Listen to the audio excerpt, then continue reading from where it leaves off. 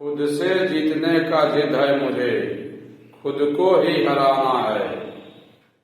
मैं भीड़ नहीं इस दुनिया का, मेरे अंदर भी एक जमाना है। जय हिंद दोस्तों, मैं Virat sir, knowledge motivation blogs में आपका स्वागत है। टारगेट मैट्रिक बिहार बोर्ड परीक्षा, जो भी इससे पहले पूरा संस्कृत किताब, ट्यूशन का प्रश्नोत्तर और पूरा संस्कृत व्याकरण पार्ट बाई पार्ट एवं पूरा हिंदी किताब गोधूली और वर्णिका का चैप्टर वाइज प्रश्नोत्तर नहीं देखे हैं तो कृपया इस चैनल KMB मस्ती पर जाइए, वहां सभी चैप्टर का प्रश्नोत्तर मिल जाएगा, जिसे जरूर से जरूर हर बार रिवीजन करते रहिए, क्योंकि मैट्रिक वर्ग 10वां का परीक्षा में सारा प्रश्न यहीं से पूछा जाता है। तो आज हम मैट्रिक वर्ग 10वां का हिंदी व्याकरण का प्रश्नोत्तर करने वाले हैं, जो परीक्षा के दृष्टि से बहुत जरूरी है। तो समय न गवाते हुए, क्योंकि वक्त कम है, जितना दम है उतना लगा दो। कुछ लोगों को मैं जगाता हूँ और कुछ लोगों को आप जगा दो।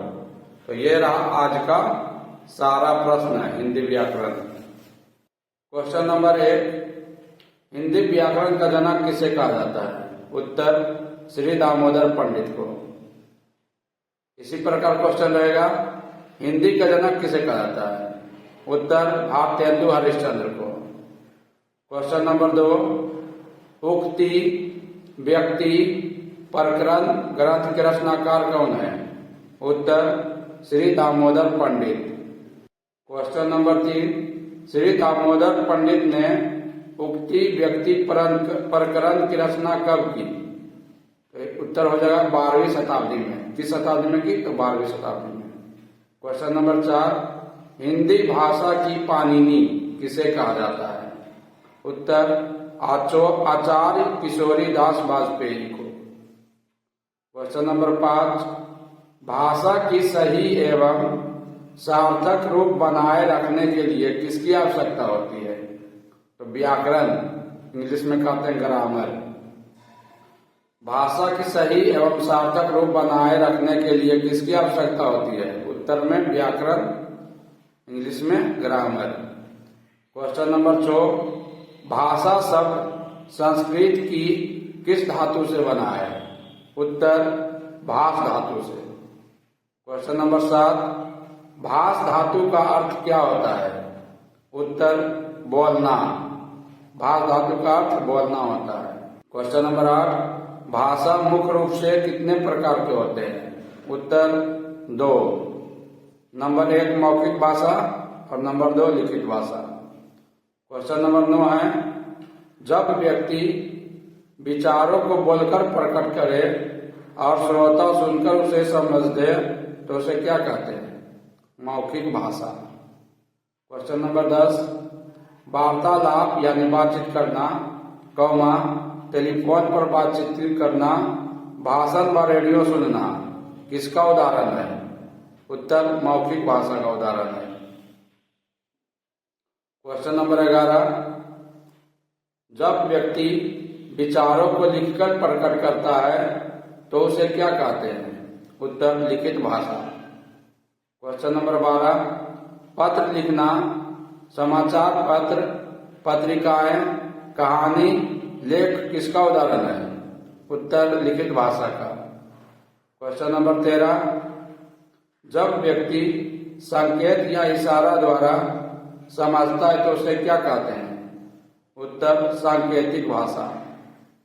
क्वेश्चन नंबर 14, भारतीय संविधान में कितनी भाषाओं को मान्यता प्रदान की गई है? उत्तर, 22 भाषा को।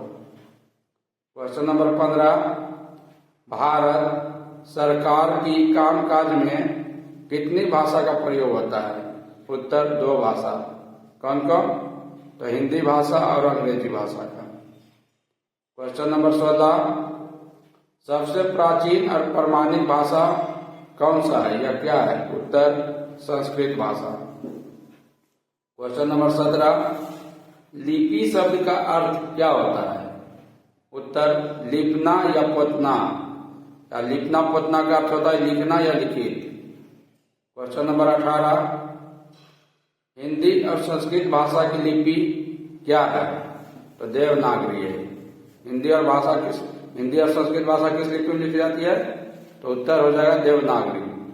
उसी तरह अंग्रेजी भाषा किस लिपि में लिखी जाती है? उत्तर रोमन लिपि।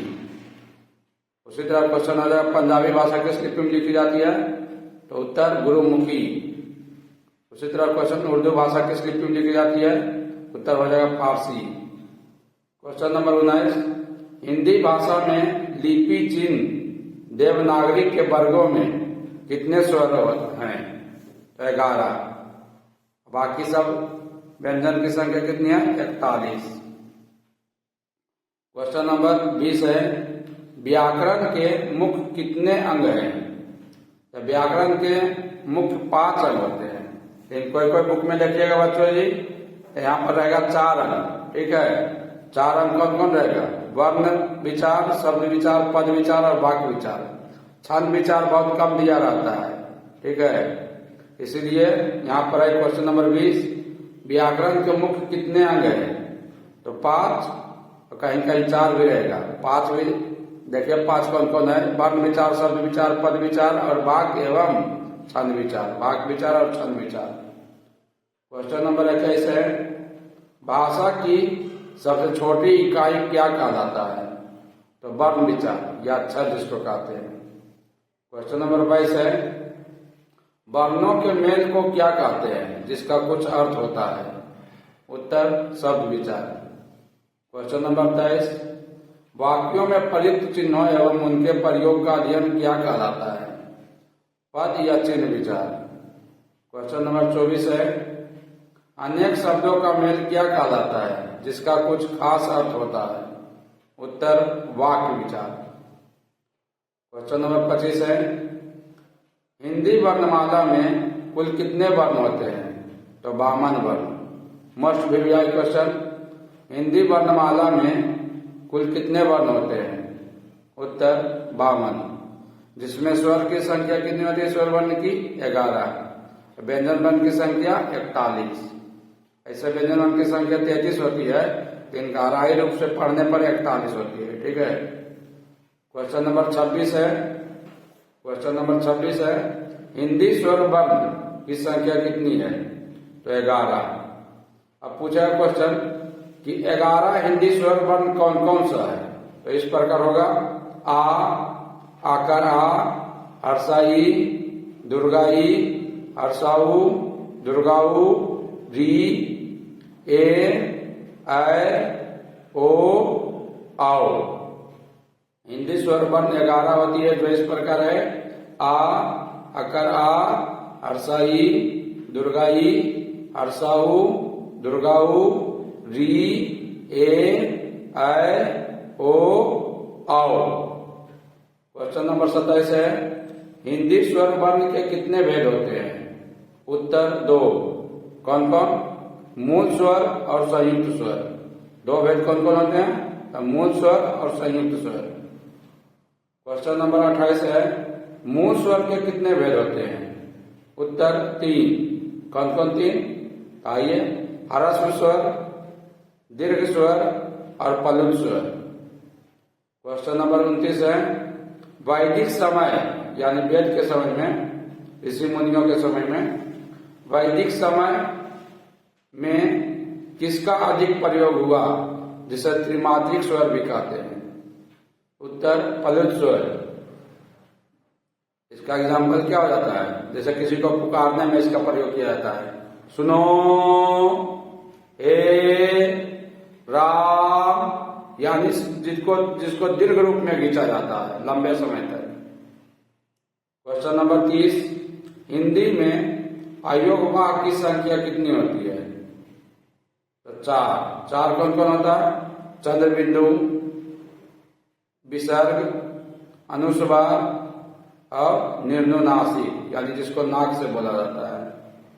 क्वेश्चन नंबर 31 है, जिन वर्णों को बोलने के लिए स्वर वर्णों की सहायता लेनी पड़ती है उसे क्या कहते हैं? उत्तर व्यंजन वर्ण। क्वेश्चन नंबर 32, किस स्वर वर्ण के बिना व्यंजन वर्ण का उच्चारण संभव नहीं है? उत्तर आ के बिना। आंसर हो जाएगा आ के बिना कोई भी व्यंजन वर्ण का उच्चारण संभव नहीं है। क्वेश्चन नंबर 33 है, का से हा तक हिंदी वर्णमाला में कुल कितने व्यंजन वर्ण हैं? उत्तर 33। क्वेश्चन नंबर 34 है, व्यंजन वर्ण के कितने प्रकार होते हैं? उत्तर 3।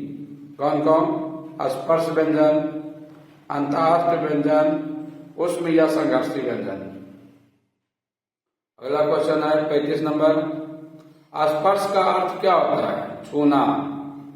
स्पर्श का अर्थ क्या होता है? उत्तर में छूना। स्पर्श व्यंजन की संख्या कितनी होती है? तो 25। स्पर्श व्यंजन की संख्या कितनी होती है? 25। 25 कौन कौन होता है? तो का से लेकर मा तक, यानी कवर का 5 वर्ण, चवर का 5 वर्ण, टवर का 5 वर्ण, तवर का 5 वर्ण और पवर का 5 वर्ण। का से लेकर मा तक का वर्ण कहलाता है स्पर्श व्यंजन। इनकी संख्या 25 होती है। क्वेश्चन नंबर 36 है, जिन व्यंजनों का उच्चारण करते समय जीभ मुंह के किसी भाग से स्पर्श करती है तो उसे क्या कहते हैं? उसे स्पर्श व्यंजन कहते हैं। क्वेश्चन नंबर 37 है, अंतःस्थ व्यंजन की संख्या कितनी है? तो 4 है। क्वेश्चन इस तरह भी आ सकता है कि अंतःस्थ व्यंजन की संख्या 4 है, जो कौन कौन है? तो या, रा, ला हुआ। अंता का अर्थ क्या होता है? तो भीतर या अंदर। तो वेल दोस्तों, मिलते हैं अगले वीडियो में अगले पार्ट के साथ। जब तक हमेशा हर हाल में कहीं भी किसी भी समय रिवीजन करते रहिए, क्योंकि कहा गया है जैसा रिवीजन होता है वैसा डिवीजन होता है। इसलिए हमेशा हर हाल में रिवीजन करते रहिए। एक बात और दोस्तों, जब तक परीक्षा खत्म ना हो जाए तब तक पढ़ाई करते रहिए, क्योंकि ये दुनिया मेहनत नहीं रिजल्ट देखती है। जय हिंद दोस्तों। Okay bye.